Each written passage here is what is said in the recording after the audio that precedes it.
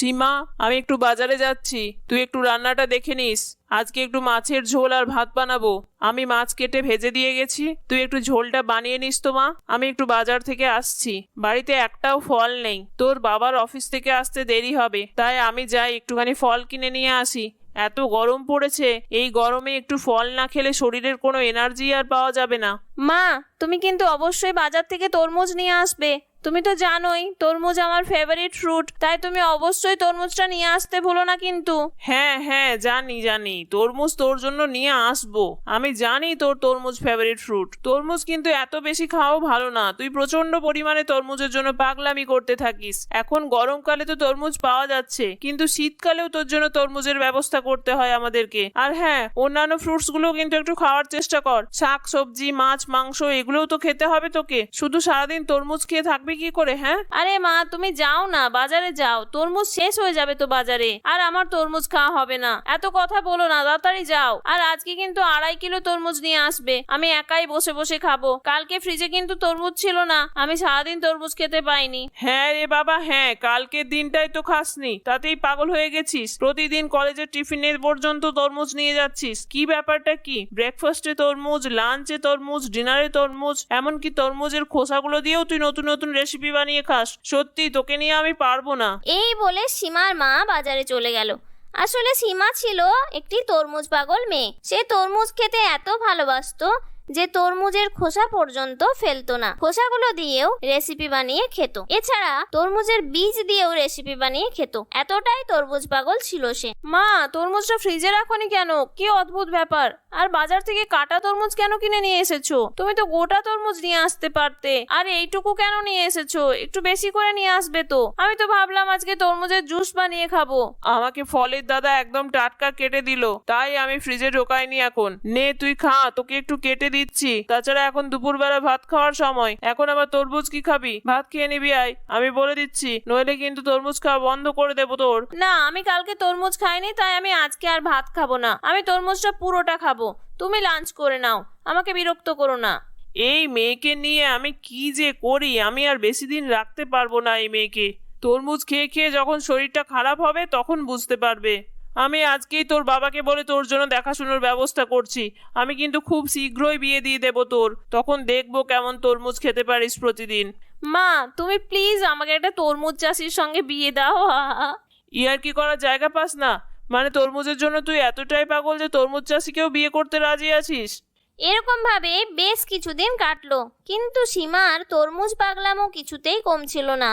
কিছুদিন পর খুব ধুমধাম করে সীমার বিয়ে হয়ে গেল। বিয়ের পর কালকে ফ্রিজের মধ্যে একটা তরমুজ রাখলাম না, কোথায় গেল কে জানে। ভাবলাম দুপুরবেলা সবার জন্য কাটবো, ছেলেটাও বাড়িতে আছে আজকে, তাছাড়া বৌমা আছে, আমি আছি, মেয়ে আছে, সবাই মিলে খেতাম। এ নিশ্চয়ই আমার মেয়ের কাণ্ড। তরমুজটা নিশ্চয়ই জুস করে খেয়ে ফেলেছে। বুলটি, এই বুলটি, তুই নিশ্চয়ই তরমুজটা খেয়ে ফেলেছিস তাই না? আমি কালকেই ওটা এনে রাখলাম, ভাবলাম সবাই মিলে দুপুরবেলা খাবো। তোর দাদাও বাড়িতে আছে আজকে, সবাই মিলে কি সুন্দর তরমুজটা এনজয় করতাম। তা না, এ আমার তরমুজ পাগল মেয়ে ঠিক তরমুজের জুস করে খেয়ে ফেলেছে। মা, আমি একটু তরমুজ খেতে না হয় ভালোই বাসি, তাই বলে তুমি আমাকে চোর বলছো? আমি কিন্তু তরমুজটা খাইনি, তোমাকে সত্যি কথা বললাম। তুমি বৌদিকে জিজ্ঞাসা করে নিতে পারো, আমি কিন্তু সারাদিন বৌদির সঙ্গেই ছিলাম। তোমার আমাকে সন্দেহ করতে করতে না একটা বাতিক হয়ে গেছে। এ বাবা, শাশুড়ি মা তো তরমুজের খোঁজ করছেন। আসলে তো তরমুজটা বুলটি নয়, আমিই খেয়েছি। কিন্তু আমি তো এটা এখন ওনাকে বলতে পারবো না। কি ভাববেন ওনারা, নতুন বউ তরমুজ চুরি করে খেয়ে ফেলেছে? কি হাস্যকর ব্যাপার হবে। না বাবা, চেপে যায়। দোষ যখন বুলটির ঘাড়ে পড়েছে তখন বুলটির ওপরেই দোষ চাপিয়ে দেওয়া যাক।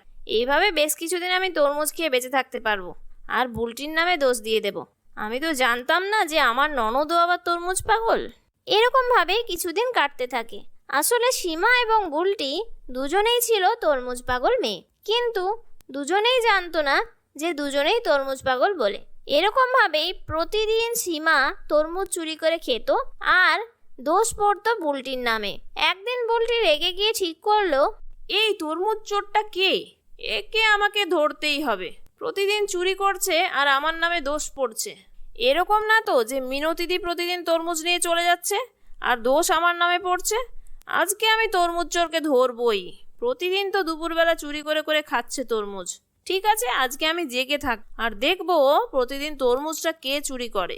যেরম বলা সেরম কাজ। বুলটি আড়াল থেকে লক্ষ্য করছিল যে কে ফ্রিজ থেকে তরমুজটা চুরি করে। তারপর বুলটি যেটা দেখলো সেটা দেখে বুলটি অবাক হয়ে গেল। বুলটি দেখলো তার বৌদি তরমুজ বের করে কেটে নিয়ে রুমে চলে যাচ্ছে। বুলটিও পিছন পিছন বৌদির সঙ্গে বৌদির রুমে গেল এবং দিয়ে বলল, বৌদি, তুমি তরমুজ চুরি করে খাচ্ছ প্রতিদিন, আর দোষ হচ্ছে আমার নামে, মানেটা কি? তুমি এরকম তরমুজ চুরি করে খাচ্ছ কেন?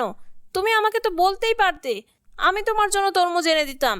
মানে প্রতিদিন তুমি তরমুজ চুরি করছো আর মা দোষ দিচ্ছে আমার নামে। দাঁড়াও, আমি মাকে গিয়ে সব বলে দিচ্ছি। তুমি মাকে কিছু বলো না প্লিজ, আমি তোমাকে সমস্ত ঘটনা খুলে বলছি। আসলে আমি তরমুজ পাগল মেয়ে, ঠিক তোমারই মতো। বাড়িতেও আমার মা তরমুজ খাওয়া নিয়ে খুব অশান্তি করতো। আসলে আমি লাঞ্চ, ডিনার, ব্রেকফাস্ট সবেতেই তরমুজ খেতাম। আর এখানে তো আমি নতুন বউ, বলো কি করে তরমুজ খেতে চাই, সেই জন্য আমি তরমুজ চুরি করে খেয়েছি। আর আমি যখন জানতে পারলাম তুমিও তরমুজ পাগল, তখন আমি আর কিছু বললাম না। হা হা হা, মানে তুমিও তরমুজ পাগল? হা হা হা, তবে এই হলো ব্যাপার। আরে বাবা বৌদি, আমাদের তো হেভি মিল। তুমিও তরমুজ পাগল, আমিও তরমুজ পাগল। ননদ বৌদির জুটিটা ভালোই জমবে, কি বলো? তাহলে তো আমার এখন সুবিধাই হলো। বাড়িতে তরমুজ খেতে না দিলে কি হবে, আমরা দুজনে মিলে বাইরে বেরিয়ে তরমুজের জুস খেয়ে আসি চলো। তুমি তো এতদিন আমাকে বলতে পারতে, তাহলে কি সুন্দর মজা করে দুজনে তরমুজ খেতাম। আমাকেও ছোটবেলা থেকে তরমুজ খাওয়া নিয়ে অনেক কথা শুনিয়েছে মা। আসলে আমিও তোমার মতো লাঞ্চ, ডিনার এবং ব্রেকফাস্টে তরমুজ খাই, তাই মা খুব রেগে যায়। চলো চলো চলো, এখন তরমুজের জুস খেয়ে আসি। এই দুপুরবেলা ঠান্ডা ঠান্ডা তরমুজের জুস যা লাগবে না। চলো চলো, একদম। কতদিন খাই না ঠান্ডা ঠান্ডা তরমুজের juice. I love you Bulti. I love you too বৌদি। ও sorry, I love you too my তরমুজ চোর বৌদি। মার খাবে কিন্তু, বলে দিলাম। চলো চলো, যাই যাই, মা এখন ঘুমাচ্ছে, এই সুযোগে চলে যাই। আর তোমার দাদাও অফিসে আছে। এরকম ভাবে বুলটি এবং সীমার তরমুজ খাওয়া দিন দিন বেড়ে যাচ্ছিল। যেহেতু তারা দুজনেই তরমুজ পাগল ছিল, তাই তারা দুজনেই প্রতিদিন বাজারে যেত এবং তরমুজের জুস খেয়ে আসতো, তরমুজের সালাদ খেয়ে আসতো, আর বাড়িতেও তরমুজ দিয়ে বিভিন্ন রেসিপি বানাতো। এরকমই একদিন, বৌদি, আমার পেটে খুব যন্ত্রণা করছে, আমার প্রচণ্ড লাগছে, আর প্রচণ্ড গলা ব্যথা, আমি কিছু কথাই বলতে পারছি না। লুজ মোশনও শুরু হয়েছে, আমার কিচ্ছু ভাল লাগছে না, আর যন্ত্রণায় থাকতে পারছি না। তুমি প্লিজ কিছু একটা করো। বুলটির অবস্থা খারাপ দেখে সীমা তড়িঘড়ি তার শাশুড়ি মাকে ডাক দিল। মা, বুলটির অবস্থা ভালো না, ওকে আমাদের তাড়াতাড়ি হসপিটালে নিয়ে যেতে হবে। তাড়াতাড়ি আসুন, বুলটি খুব বমি করছে। এই বলে তারা তাড়াতাড়ি করে বুলটিকে নিয়ে হসপিটালে চলে গেল এবং সীমা সমস্ত ঘটনা ডক্টরকে খুলে বলল।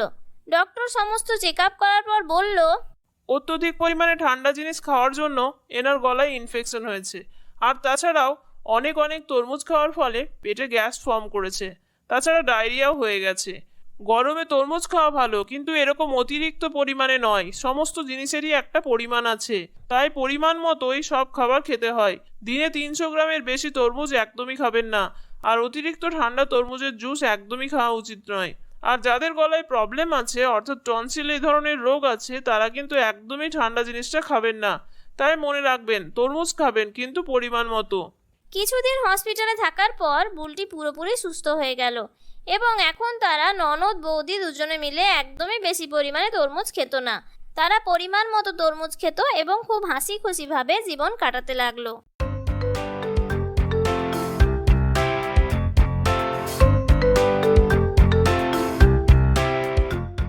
মোহনপুর গ্রামে নারায়ণ তার ছেলে মেয়ে, বাবা মা এবং স্ত্রীকে নিয়ে বাস করত।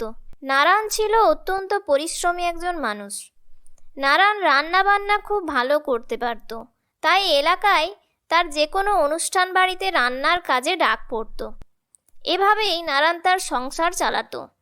দেশভাগের পর এই দেশে এসে জমি জায়গা সেরকম কিছু ছিল না নারায়ণের, তাই তার ছিল খুবই অভাবের সংসার। কিন্তু ছেলে মেয়ে বড় হওয়ার সঙ্গে সঙ্গে সংসারের খরচ খরচা বাড়তে লাগলো। একদিন নারায়ণ তার বউকে বলল, গিন্নি, সংসারের যা টানাটানি অবস্থা, তাতে করে রোজগার না বাড়াতে পারলে আর কিছুতেই সংসার চালানো সম্ভব হচ্ছে না। ছেলে মেয়েটাও বড় হচ্ছে আর বাবা মারও বয়স বাড়ছে। আর কতদিন এভাবে চালাবো? আমি বলি কি, শুনছো, শহরের দিকে নাকি অনেক কাজের সুযোগ থাকে। তাই তুমি যদি একবার শহরে গিয়ে কিছু চেষ্টা করো কাজ করার, তাহলে আমার মনে হয় কিছু একটা ব্যবস্থা হলেও হতে পারে। কিন্তু আমি চলে গেলে তুমি কি সংসারের দেখভালের দায়িত্ব নিতে পারবে? তোমারও সারাদিন সংসারের কাজ, এই কাজের ফাঁকে এত সব বাইরের কাজও কি তুমি সামলে উঠতে পারবে? আরে তুমি এত চিন্তা করো না, আমি ঠিকই চালিয়ে নিতে পারবো। আর ঠাকুরের ইচ্ছেতে আমাদের ছেলে মেয়েটাও বড়ই শান্ত স্বভাবের। আর তাছাড়া তো বাবা আমার মাথার ওপর রয়েছেনই। এই তো সেদিন মহেশ কাকুর সঙ্গে দেখা হয়েছিল, তিনি বললেন আমাদের ছেলে নাকি খুব পরোপকারী হয়েছে। সেদিন হঠাৎ করে মহেশ কাকুর মার শরীর খারাপ হয়েছিল। মহেশ কাকুর স্ত্রী বাড়িতে একাই ছিলেন, ছেলে মেয়েগুলোও কেউ ছিল না মহেশ কাকুর। আমাদের বাবু ওই সময় রাস্তা দিয়ে যাচ্ছিল, মহেশ কাকুর স্ত্রী বাবুর কাছে সাহায্য চেয়েছিল। বাবু আবার তার বন্ধু বান্ধবদের নিয়ে পাড়ার হসপিটালে মহেশ কাকুর মাকে ভর্তি করে দিয়েছিল। ভাগ্যিস বাবু ছিল, মহেশ কাকুর স্ত্রী খুব ভয় পেয়ে গিয়েছিলেন। ছেলেটারই বা বয়স কত? এই বয়সে ছেলেটার কথা শুনলে গর্বে বুকটা ভরে ওঠে। আর আমার মেয়েটাও হয়েছে বড়ই লক্ষ্মীমন্ত। যেমন বাড়ির কাজকর্মে নিপুণা হয়ে উঠেছে, সেরকম পড়াশোনাতেও খুবই ভালো। তুমি এত চিন্তা ভাবনা না করে বেরিয়ে পড়ো তো, তারপর কপালে যা আছে দেখা যাবে। ঠিক আছে গিন্নি, আমি কাল সকালই না হয় শহরের উদ্দেশ্যে রওনা দেব। দেখি চেষ্টা করে কোথাও কোনো কিছু কাজ পাই কিনা। আর এখন গ্রামেও সেরকম অনুষ্ঠান বাড়িতে আর ডাক পায় না। আসলে এখন রান্নার ধরন অনেক আলাদা হয়ে গেছে। এখন আর পুরনো দিনের মতো লুচি, আলুর দম, পোলাও, খাসির মাংস এগুলো বানানো হয় না অনুষ্ঠানে। তাই কাজের বড়ই অভাব। ভেবেছিলাম একটা খাবার হোটেল দেব, কিন্তু সেরকম পুঁজিও তো নেই। এখন একটা ভাতের হোটেল দিতে গেলে অনেক টাকার দরকার। হ্যাঁ, তুমি তো রান্নাটা ভালোই করো। ভেবেছিলাম কিছু টাকা সংসার খরচ থেকে জমিয়ে তোমাকে তুলে দেব তোমার হাতে, কিন্তু সংসারের যা অবস্থা তাতে করে আর কিছুই বাঁচিয়ে উঠতে পারি না। দুঃখ করো না গিন্নি, ভগবান চাইলে একদিন স্বপ্ন তোমার পূরণ হবেই। এখন আমাদের প্রথম কর্তব্য বাবা মাকে ভালো রাখা আর ছেলে মেয়ের ভবিষ্যৎটা তৈরি করে দেওয়া। বাস, তাহলেই শান্তি। ঠিক আছে, তাহলে তুমি সকাল সকাল কাল বেরিয়ে পড়ো, যা আছে কপালে দেখা যাবে। চলো এবার শুয়ে পড়ো। কাল সকালে তাহলে আমাকে কিছু একটা খাবার বেঁধে দিও। কাল সকালেই তাহলে আমি শহরের উদ্দেশ্যে রওনা দেব। যথারীতি সকালবেলা নারায়ণ শহরের উদ্দেশ্যে রওনা দিল। গিন্নি তাকে মুড়ি বাতাসা বেঁধে দিল। সকাল 10টা নাগাদ নারায়ণ শহরে পৌঁছালো। কোন ছোটবেলায় একবার শহরে এসেছিলাম, এখন কত কিছু বদলে গেছে, কিছুই আর বুঝে উঠতে পারছি না। কোথায় যে এখন যাব, দেখি একটু হেঁটে কোথাও কোনো কিছু কাজ পাই কিনা। হাঁটতে হাঁটতে নারায়ণ একটি বড় বাড়ির সামনে এসে উপস্থিত হলো। এ তো দেখছি বিরাট বাড়ি। মনে হয় বাড়িতে অনেক লোকজন আছে। এত বড় বাড়ি তো আমি শুধু সিনেমাতেই দেখেছি।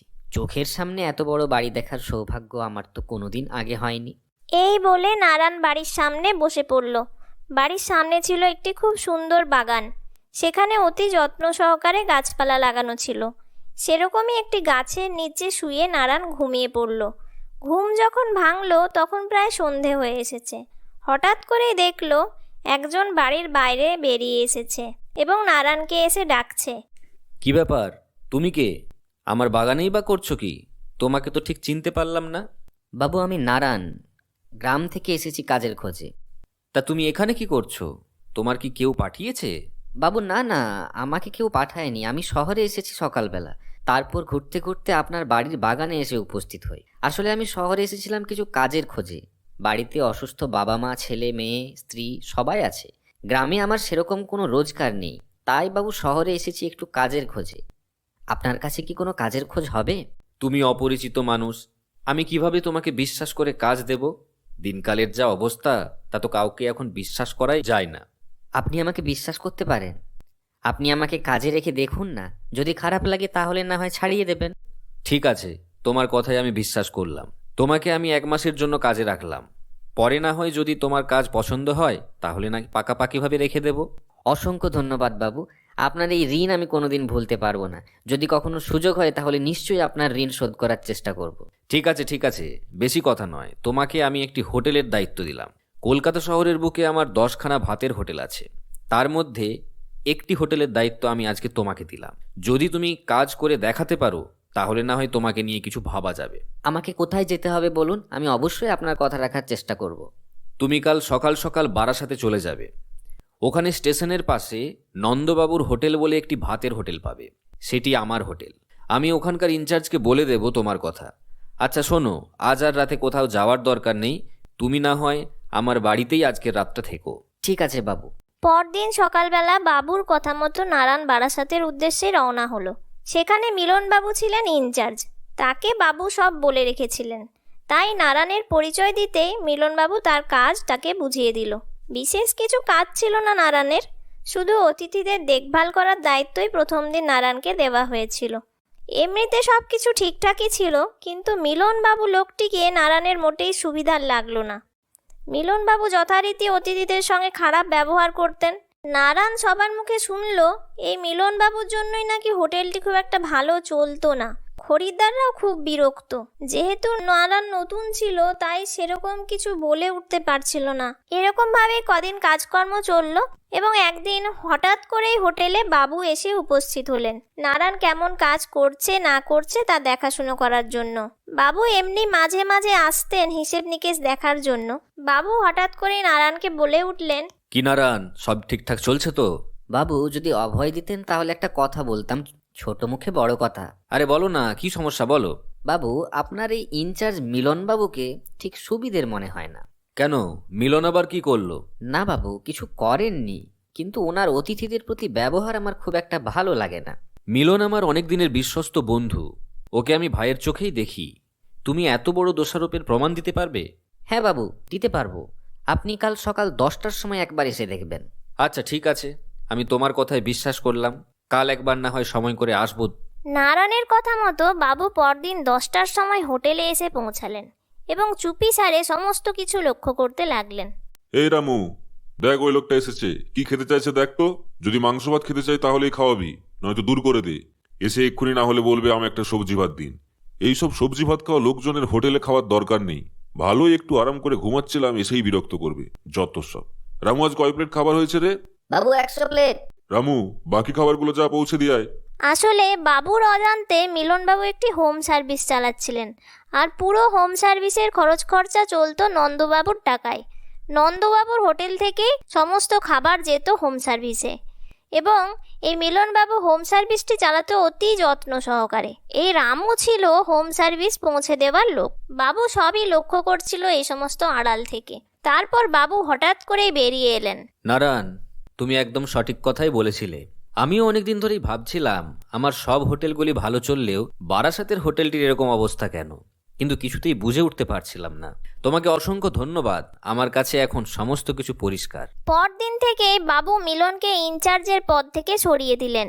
এখন হোটেলের নতুন ইনচার্জ হলো নারায়ণ। এইভাবেই নারায়ণ বাবুর বিশ্বাস অর্জন করে খুব ভালোভাবে হোটেলটি চালাতে লাগলো এবং নারায়ণ তার স্ত্রী, কন্যা, বাবা, মা সবাইকে নিয়ে শহরের উদ্দেশ্যে রওনা দিল এবং তারা এখানে একটি ভাড়া বাড়ি করে থাকলো এবং তারা ছেলে মেয়েকে ভালোভাবে মানুষ করতে লাগলো। এইভাবেই নারায়ণ সুখে শান্তিতে দিন কাটাতে লাগলো। বন্ধুরা, আমাদের এই গল্পটি তোমাদের কেমন লাগলো অবশ্যই কমেন্ট করে জানিও। আর তোমরা কি ধরনের গল্প দেখতে চাও সেটিও কমেন্ট করে জানাতে পারো। আর যাদের কমেন্ট সবচেয়ে ভালো হবে তাদের নামে পরবর্তী গল্পের চরিত্রের নাম রাখা হবে। আর যদি কেউ আমাদের গল্প পাঠাতে চাও তাহলে ডেসক্রিপশনে দেওয়া গুগল ফর্মে আমাদের সঙ্গে যোগাযোগ করতে পারো। এক্ষুনি আমাদের চ্যানেলটিকে সাবস্ক্রাইব করে বেল আইকনটি প্রেস করে দাও, যাতে আমাদের ভিডিও আপলোড হওয়ার সঙ্গে সঙ্গে তোমাদের কাছে পৌঁছে যায়।